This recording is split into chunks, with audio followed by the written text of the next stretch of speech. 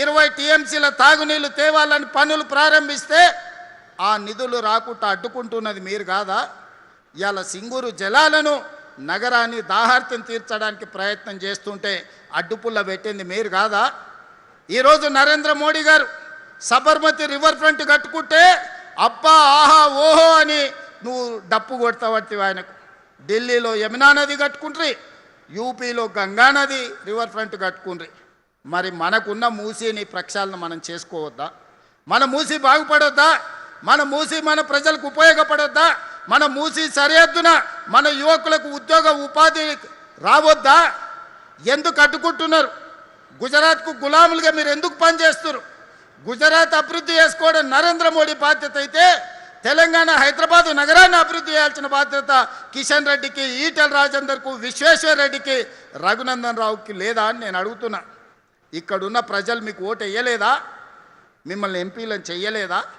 మీరు కేంద్రంలో ప్రభుత్వంలో లేరా?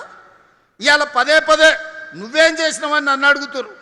10 ఏళ్ళు ఉన్నాయన, 10 ఏళ్ళ తర్వాత ఫామ్ హౌస్లో వండుకున్నాడు. 12 ఏళ్ళు అయింది నరేంద్ర మోడీ వచ్చి. 2 ఏళ్ళలోనే ఏమి చేయలేదని నన్ను అడుగుతున్నారు కదా. అసెంబ్లీకి రాండి. 10 ఏళ్ళల్లో ఆయన ఏం చేసిండో, 12 ఏళ్ళలో మోడీ ఏం చేసిండో, 2 ఏళ్ళల్లో నేనేం చేసిండో నేను చర్చ పెడతా. మా పిఎస్సి చైర్మన్ అరకపూడి గాంధీ గారితోనే నేను సమాధానం ఇప్పిస్తా. 2 ఏళ్ళలో ఏమేమి పనులు చేసినో, ఏమేమి విధాన నిర్ణయాలు చేసినో, ఏ విధంగా మన రాష్ట్ర అభివృద్ధి కోసం ప్రణాళికలు సిద్ధం చేసినో అసెంబ్లీలో 4 రోజులు దీని మీదనే చర్చ పెడతాం. మీరు రాండి, చర్చ చేద్దాం.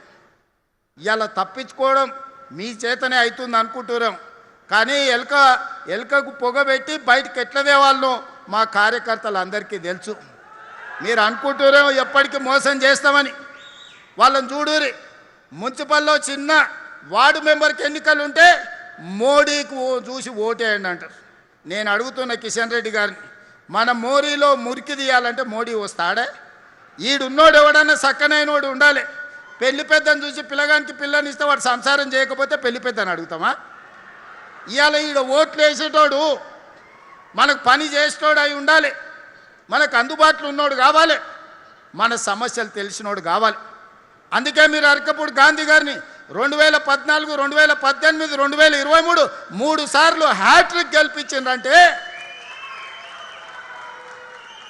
మీ సమస్యల పట్ల అవగాహన ఉండి మీకోసం కొట్లాడుతున్నాడు కాబట్టి 3 సార్లు ఎమ్మెల్యేగా గెలిపించిండు. అందుకే ఈనాడు ఎప్పుడు కలిసినా ఈ శేర్లింగంపల్లి నియోజకవర్గంలో రోడ్ల గురించి, తాగునీటి సమస్య గురించి, ట్రాఫిక్ జామ్ల గురించి ఎప్పుడు మాట్లాడుతుంటాడు.